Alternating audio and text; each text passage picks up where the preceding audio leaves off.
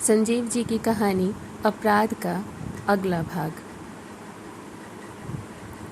बाकी तुम्हें देखना है। मैं मरने के पहले उसे निर्दोष देखना चाहता हूँ। मेरा बेटा, मेरी बेटी निर्दोष हैं। आपको सेनेटोरियम छोड़कर इस तरह नहीं आना चाहिए था। उनके लिए भी आपको जिंदा रहना है। उन्हें रिक्शे पर बिठाकर मैं उसी दिन पापा के पास चला आया। पापा मुझे आया देखकर खुश हुए। शोध के विषय में मेरी प्रगति पर संतोष जाहिर करते हुए न्याय के प्रति मेरे दृष्टिकोण का समर्थन करते हुए बोले, देश भर में जाने कितना अन्याय होता है और उसमें से जाने कितने आ पाते हैं हमारे पास और जाने कितनों का सही फैसला कर पाते हैं हम। अब देखो, वकील न्याय के देवदूत हैं और इनका चरित्र, जो जितने भयंकर अपराधी को जितनी जल्दी निरपराध सिद्ध कर दे, वह उतना ही सफल वकील है। फिर जज का दिल और दिमाग, न्याय की व्यवस्था भी कम करामाती नहीं है। एक कोर्ट से जो हार जाए, दूसरी कोर्ट से जीत जाता है। पेनल कोड में कई धाराएं हैं, त्रुटिपूर्ण है, यानी न्याय वह तरल पदार्थ है जिसे जिस पात्र में ढाल दें वैसा ही ढल जाएगा। साहित्य में तुम्हें जोर आजमाना चाहिए। पापा हंस पड़े थे। और सोने और चांदी के पात्रों में यह ज़्यादा शोभता है। पापा की हंसी मुरझाने लगी। वे चौकन्ने हो गए। कुछ कहना चाहते हो? 25 तारीख को जिसका मुकदमा आपकी अदालत में पेश होने वाला है, वह अपराधी नहीं है। मानवता के प्रति पूरी तरह निष्ठावान युवक है। You mean that Naxalite? जी, चूँकि आप एक पिता हैं, अतः पिता के दिल का दर्द समझते हैं। टीवी से मरणासन पिता की एक ही ख्वाहिश है कि वह अपने निर्दोष बेटे को निर्दोष बरी देखकर मरे। पापा ने सिगार जला लिया। कुछ देर तक खाली खाली आंखों से दीवारों पर देखते रहे। फिर एक सधी हुई आवाज़ में बोले, बेटे, हम जिसे न्याय कहते हैं वह तथ्य सापेक्ष है, सत्य सापेक्ष नहीं। तथ्य का प्रमाण स्वयं में सामर्थ्य सापेक्ष है। अतः निर्णय लचीला होता है। हमारा तो यूं जान लो, बस एक दायरा होता है। पुलिस एफआईआर प्रस्तुत करती है, चार्जशीट पेश करती है, गवाह होते हैं, अपराध के सबूत, अभियुक्त की सफाई का दौर आता है, वकील होते हैं, कानून की किताबें होती हैं। इन सब में से परत दर परत जो निष्कर्ष छन छन कर आता है, हम वही निर्णय तो दे सकते हैं। और फिर तुम जिसकी सिफारिश करने आए हो, उसका तो मुकाबला ही सत्ता से है, जो हमेशा न्यायपालिका पर हावी रहती है। यानी आपके सिद्धांत बांझ हैं। पापा गंभीर हो गए। बोले, देखो, खून मेरी रगों में भी बहता है, पर मैं तुम्हारी तरह मूर्ख और भावनाजीवी नहीं। तुम्हें मालूम नहीं होगा, सीबीआई वाले कब के तुम्हारे विरुद्ध कदम उठा चुके होते। बचते आए हो तो अपने जीजा जी के चलते, लेकिन यही रवैया रहा तो I finally warn you to mend yourself. बुझा सिगार फेंक कर वह उठकर बेचैनी में चलने लगे और मैं सर पकड़कर बैठ गया। मुकदमे का निर्णायक दिन भी आ गया।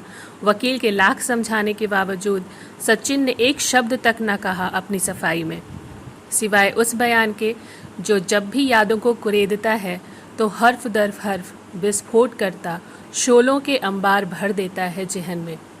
मुझे इस पूंजीवादी, प्रतिक्रियावादी न्याय व्यवस्था में विश्वास नहीं है। आम जनता भी जिसे न्याय का मंदिर कहती है, वह लुटेरों, पंडों और जूता चोरों से भरा पड़ा है। यहाँ आते ही चपरासी, अहलमंद, नाजिर, पेशकार, कानूनगो से लेकर काला लवादा ओढ़े वकील और गीता तथा गंगाजल की कस्में खाकर झूठी गवाहियाँ देने वाले गवाह, ये तमाम कुत्ते नोचने खसोटने लगते हैं उसे। ये लाल थाने, लाल जेल खाने और लाल कचहरियाँ, इन पर कितने बेकसूरों का खून पुता है। वकीलों और जजों का काला गाउन न जाने कितने खून के धब्बों को छुपाए हुए है।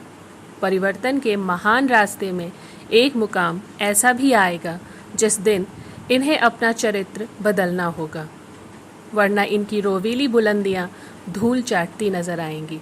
वकील जोरों से चीख पड़ा, your honour, this is clearly the contempt of court. बाहर शोर मच गया। जज की कुर्सी पर बैठे पापा चीख पड़े, ऑर्डर ऑर्डर। और मुद्दई पक्ष का वकील सचिन को पागल साबित करने में लग गया ताकि उसे बचा सके।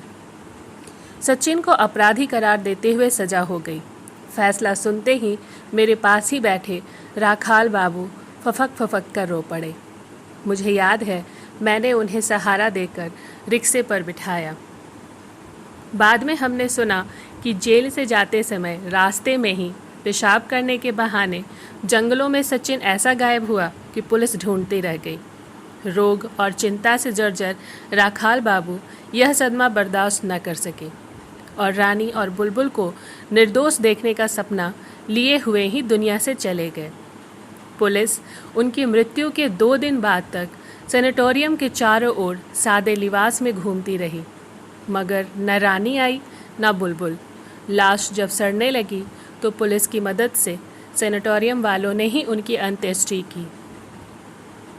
और अब नारी निकेतन बाल अपराध सुधार गृह रिफॉर्मेटिज होते हुए कारागृह, ऊंची ऊंची दीवारें, सलाखोंदार मजबूत फाटक, अपराधी कैदियों का समुद्र, कोने कोने पर ऊंचे मचानों पर बंदूक साधे ऊँघते सिपाही।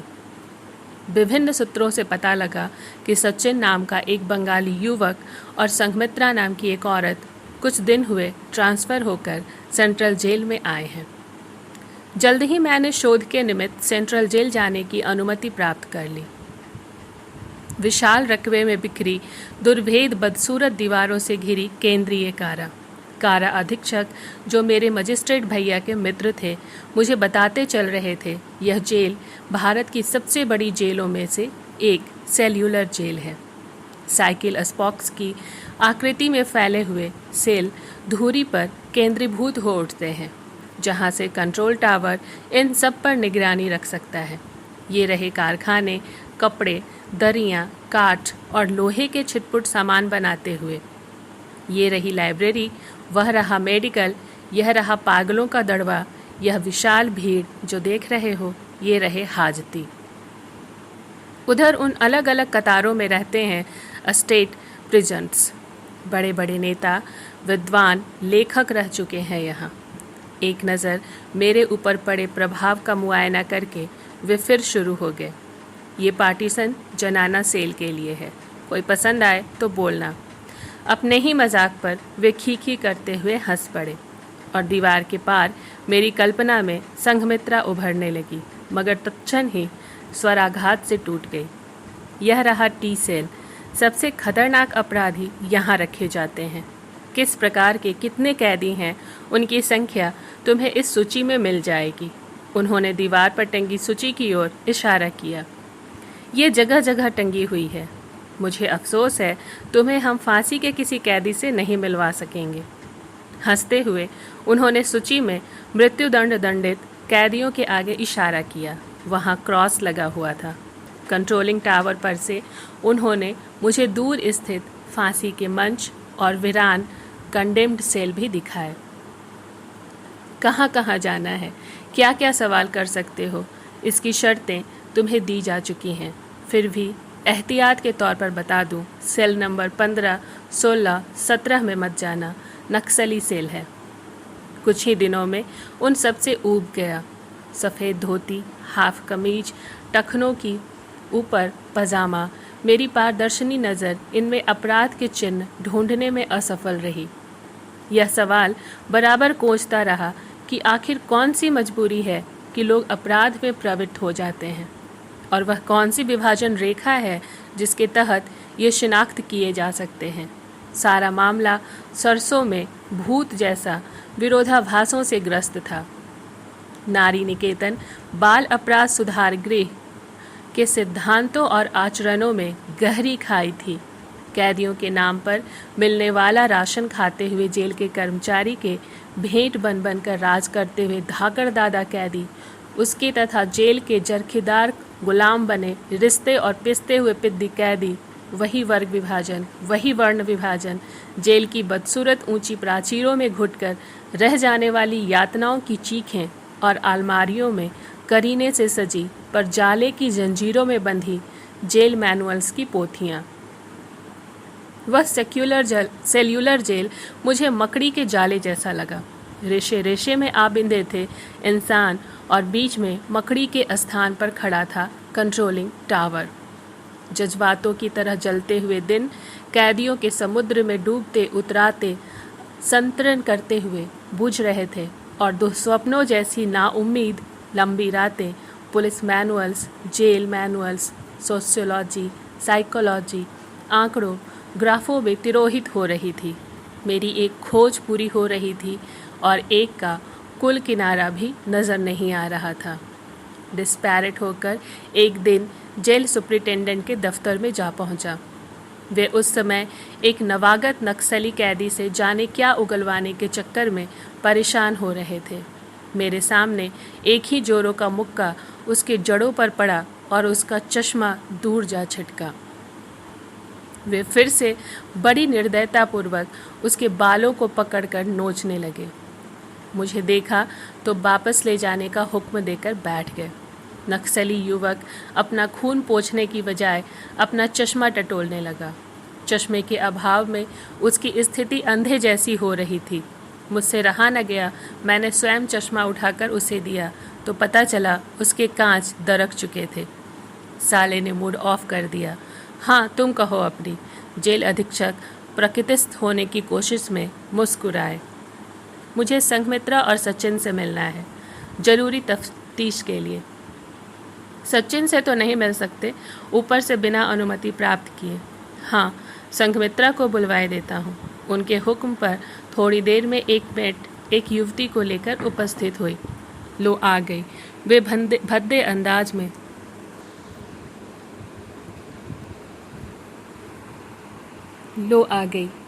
अंदाज में मुस्कुराए। लो, इसे वापस पहुंचाने को कह दीजिए। मैं झुंझला पड़ा। मुझे जिस संघमित्रा की तलाश थी वह यह नहीं। बड़ा संगीन अपराध किया है उसने तुम्हारे साथ, ऐसा लगता है। मगर तुम उसे जेल में क्यों ढूंढते फिर रहे हो? फिर बताऊंगा। निराशा में मेरे होठ जड़ हो गए थे। संघमित्रा मेरे लिए अब भी मरीचिका ही थी। आखिर वे क्षण आ गए जबकि प्रतिबंधित सेलों का तिलस्म सैलाब बनकर जेल की दीवारों के बाहर बहने लगा। दिवाली की रात थी वह। क्रैकर और आतिशबाजियां छूट रही थीं, मगर जेल के अंदर भला क्यों? और वह दहशत भरी पगली घंटी पर पगलाता हुआ पुलिस दस्ता। अंदर के कई फाटक तोड़कर नक्सली अब सदर फाटक पर बम बरसा रहे थे। पुलिस के सिपाहियों ने कई एक को जमीन पर सुला दिया, मगर वे सामूहिक रूप से पुलिस दस्ते से भिड़ गए और थोड़ी ही देर में बंदूकें उनके हाथों में थी। पता लगा फाटक अब टूटा कि तभी हमने देखा कैदियों की विशाल भीड़ जो बंदूकों और अन्य शस्त्रों से लैस थी नक्सली कैदियों पर टूट पड़ी। सदर दरवाजे के ऊपर के 2 मंजिलों की खिड़की से मैंने वह रोंगटे खड़े कर देने वाली कैदियों की लड़ाई देखी। थोड़े ही देर में फूलों और सब्जियों की क्यारियां, बजरी की सड़कें लाशों और घायलों से पट गईं। माइक से जब यह ऐलान किया गया कि बाकी कैदी नक्सल कैदियों को उनके सेलों में पहुंचाकर अपने अपने वार्डनों के पास गिनती के लिए चले जाएं, तो घायल और बचे खुचे नक्सली कैदियों को ढोर डंगरे की तरह मारते और हाँफते हुए कैदी लौट पड़े। थोड़ी देर बाद अधीक्षक महोदय के दफ्तर में प्रतिबंधित नक्सली सेलों का एक वार्डन पूरी कहानी बताने लगा। गश्त का सिपाही जमुना लाल जब एक नक्सल कैदी नंबर 775, मैं चौंका। सचिन जो भी हो, उसने बात आगे बढ़ाई। उसके कमरे को संदिग्ध जान खोलकर देखना चाहा तो उसने जंजीर बंधे हाथों का फंदा लगाकर उसके गले को कस दिया। फिर उसकी जेब से चाबी निकालकर सेल नंबर 17 को आज़ाद कर दिया। इसी तरह शायद और सेल भी। दिवाली की रात होने के नाते थोड़ी गलतफहमी भी हुई। साहब, अगर मेट ने चालाकी करके बिना पूछे ही तमाम खतरनाक अपराधियों को नहीं छोड़ दिया होता उन्हें ठंडा करने को, तो नाक कट ही गई होती। स्टील टर्निंग्स तो लेथ और ड्रिल मशीनों से उन्होंने बर्बाद कर दिया होगा, मगर पिक्रिक एसिड, पोटाश वगैरह। बम के एक खोल को देखते हुए अधीक्षक गुस्से से पागल हो गए। डर के मारे लोग सन्नाटे में आ गए। वे दहाड़ने लगे, पुलिस की जात साली ठीक ही घूस के लिए बदनाम है। जरा से पैसों के लिए साले बिक गए, वरना जहाँ परिंदा तक पर नहीं मार सकता वहाँ बम आ जाए। धीरे धीरे लोग खिसक गए। मृत और घायलों को शहर भेज दिया गया और दिवाली की रात मातम की काली रात बनकर डसने लगी हमें। बचपन में यदा कदा दूर से काली मंदिर की पाठशालाओं को देखा करते थे, जहाँ गुरुजी लड़कों से ही श्रेष्ठ हुआ करते थे और यहाँ चोर, डाकू, व्यभिचारी, सजा याफ्ता कैदी, बुद्धिजीवी नक्सलियों को पीट रहे थे। मुझे अपराध और अपराधी का वृत्त फैलता सा लगा। मन रुआसा हो गया। न खाना गले से नीचे उतरा, न किसी से बात ही करने को जी चाहा। तन और मन की हालत टाइफाइड में तब्दील हो गई और मैं एक लंबे अरसे तक बीमारी से निपटने और स्वास्थ्य लाभ करने में लगा रहा। इसी बीच मेरे गाइड हेड साहब शोध को देखकर यूनिक करार दे गए। जेल अधीक्षक मेरे पापा के प्रभाव के कारण मुअत्तल होने से बच गए थे। उनकी कृपा से प्रांत की सारी जेलों की महिला कैदियों की सूची मैंने देख ली थी। संघमित्रा का पता नहीं चल सका। शोध का काट समेटने की गरज से जिस दिन पुनः केंद्रीय कारा पहुंचा तो पापा की जल्दी वापस आ जाने की हिदायती चिट्ठी और नक्सली सेलों में एक बार जाने की अनुमति पत्र साथ ही मिला। मेरे प्रतीक्षित दिवस का एक एक दृश्य टंगा है आंखों के सामने। मेरे साथ साथ पुलिस का एक सिपाही, सेल नंबर 17 का वार्डन और मेट भी चल रहे थे। मेरे हाथों में शोध की फाइल थी। सारे के सारे कैदी जवान थे और निचुड़े चेहरों के बावजूद मस्त थे। वे हमें देखकर अजीब ढंग से सीटियां बजा रहे थे। कुछ पूछने पर कहते, कहाँ का पिल्ला टहल रहा है, बहनोई खोजने चला है शायद। यह चलेगा? मेट बताने लगे, इंक्वायरी कमीशन के सामने भी इनकी यही गंदी हरकतें रही। आप सोच सकते हैं उसमें क्या हुआ होगा। एक कमरे के सामने रुक गया वार्डन। सलाखोदार फाटक के अंदर से झांकते सचिन को मैं सहसा पहचान न पाता अगर वार्डन ने बताया न होता। उसके हाथ पांव जंजीरों से बंधे थे। बढ़े हुए रूखे बाल, बढ़ी हुई दाढ़ी, कोटरों में धंसी जलती आंखें और बढ़े हुए नाखून, कुल मिलाकर कोढ़ियों की शक्ल दे गए थे। आत्मीयता में डूबते उतराते मैं बोल पड़ा, सचिन, मुझे पहचानते हो? मैं हाँ पहचानूंगा, क्यों नहीं। खूनी जज का बेटा, लुटेरे और मक्कार एसपी और मजिस्ट्रेट का भाई, बदलते भ्रष्ट मंत्रियों के शाश्वत गुलाम, सेक्रेटरी का साला। मैं किंचित अप्रतिभ हुआ पर उसकी बात हंसकर उड़ा दी। बुलबुल, सच मानो मेरा कोई बुरा इरादा नहीं है। क्राइम पर शोध कर रहा हूँ, तुम्हारा एक इंटरव्यू। पूछो। फाइल खोलकर कलम निकालकर मैंने पूरी गंभीरता से सवाल किया। लोग व्यक्तिगत स्वार्थ के लिए या अत्याचार के लिए अस्त्र उठाते हैं। तुम लोग सामूहिक स्वार्थ के खिलाफ, मगर करते हो तुम भी अपराध ही। क्या हिंसा से हिंसा को और नफरत से नफरत को दबाया जा सकता है? सवाल के शेष होते न होते उसने अभद्रता से पाट दिया। मैं भिन्ना उठा। मुझे नफासत सिखाने वाला सचिन क्या यही था? मैं विफर पड़ा। मेरा अपमान करने से सवाल नहीं टल जाएगा बुलबुल। तुम लोग किसके लिए, किसके विश्वास पर यह काम कर रहे हो? यह संशय का महाभारत कब तक? माफ़ करना यार, इतना गरिष्ठ सवाल सुनकर पेट में जरा गैस हो गई थी। इतनी भारी बातें पच नहीं पाती। फिर उसने लहजा बदलते हुए पूछा, तो तुम पीएचडी कब पाओगे ना?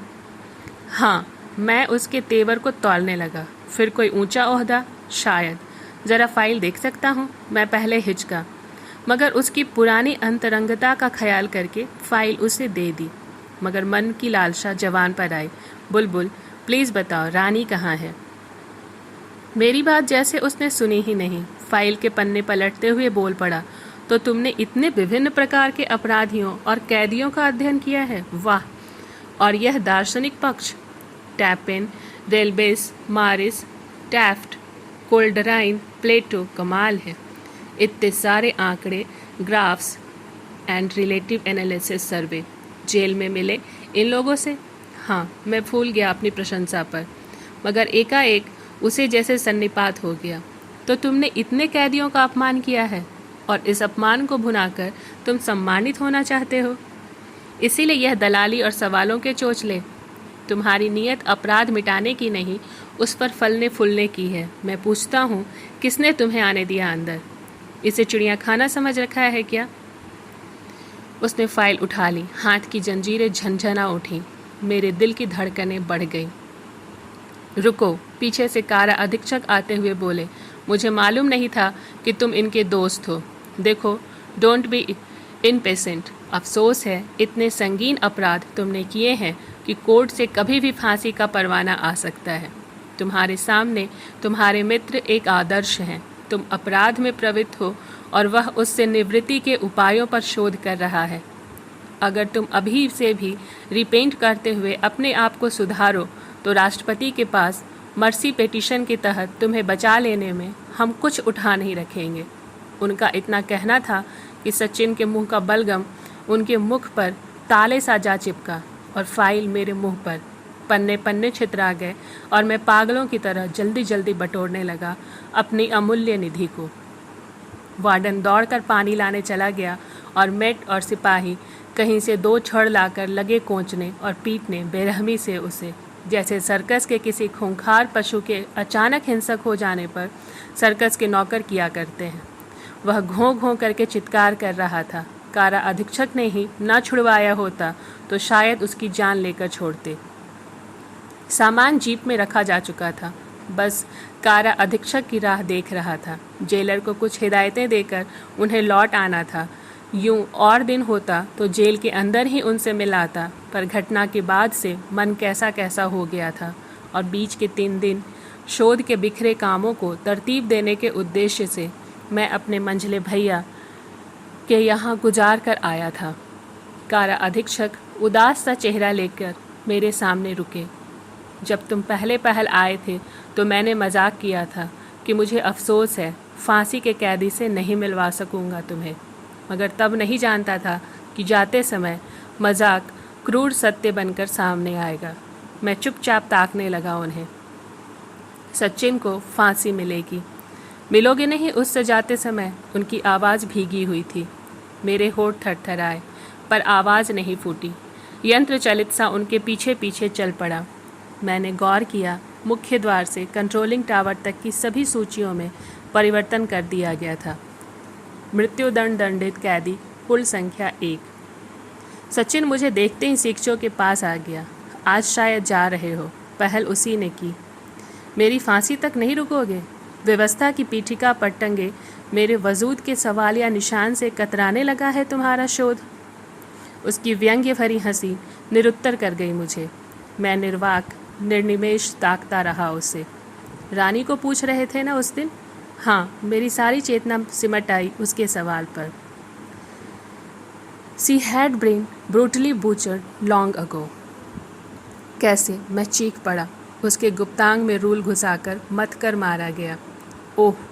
कराहते हुए आवेग से मैंने शिक्षकों को पकड़कर झकझोर देना चाहा, मगर वे सर्द और सख्त थे।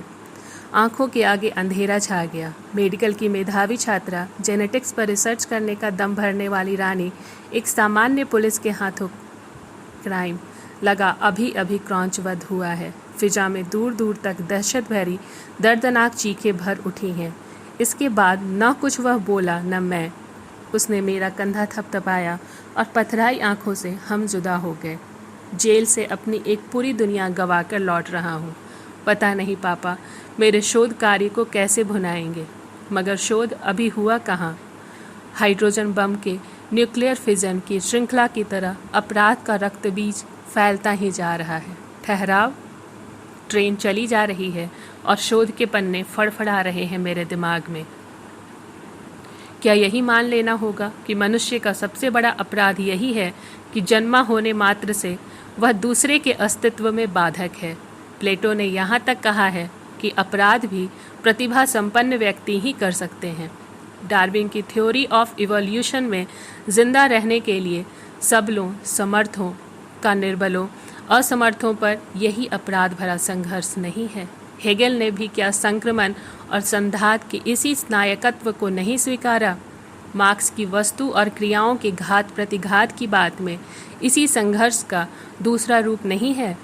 आगे बढ़ने की अंधी दौड़ में कौन देखने जाता है कि कौन कुचला गया। शायद रानी ठीक कहती थी, अपराध खत्म करना है तो नस्ल ही बदल डालो। दिमाग नाना प्रकार के गडमड विचारों से बजबजा उठा है। नाना प्रकार के दृश्यों के बुलबुले उठकर फूट रहे हैं। आँखों में पूरा का पूरा गांव धू धू करके जल रहा है। कंकाल नुमा चेहरे किन्हीं अज्ञात पंजों से बचने के लिए बेतहाशा भागे जा रहे हैं। सहमी हुई कोसती और मनौतियाँ करती भाभी, बड़े और बड़े होते हुए भैया तथा पापा के चेहरे, ऐंठते हुए पुलिस और गुंडे, डकारते हुए नकली गवाह, बाल पकड़कर झटके जा रहे, पेट पकड़े नक्सलाइट युवक का दर का चश्मा, ठीक आंखों के सामने रानी तड़प तड़प कर ऐंठ कर मर रही है। सचिन को कोच कोच कर मारा जा रहा है। शर्मिंदगी और संत्रास और मातम इनके ऊपर धीरे धीरे एक सवालिया निशान की तरह झूल रही है। फांसी के फंदे में सचिन की लाश। मैं पसीना पसीना हो उठता हूँ। स्वस्थ होने के लिए खिड़की खोलकर बाहर झांकता हूँ तो लगता है अंधेरे की सुरंग किसी रक्त स्नान प्रांतर में आकर विलीन हो चली है। गाड़ी धीमे धीमे गंगा के पुल पर रेंग रही है, यानी चंद मिनटों में मेरे स्टेशन में दाखिल हो जाएगी। सुबह की लाली से लाल हुई गंगा देखकर लगता है आदिम पाषाण युग से खून ही बहता रहा है इसमें। क्या है मेरी और मेरे शोध की सामर्थ्य और सीमा? अपराध की लपलपाती बर्बर लपटों में, उन्हीं लपटों में जिनमें आहुति बनकर लाखों करोड़ों निरपराध निष्ठावान तेजस्वी आत्माएं, मेरा मित्र, मेरी रानी तक समा चुके हैं। अपने हाथ सेकने के सिवा यह है क्या?